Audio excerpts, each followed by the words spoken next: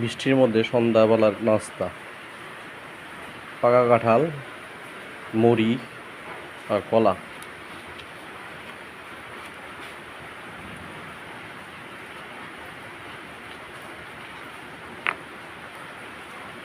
রিজিকে যা আছে তা খাইতে হবে। এটা হলো নিয়তির লিখন, মাজায় করা খণ্ডন। বিসমিল্লাহ।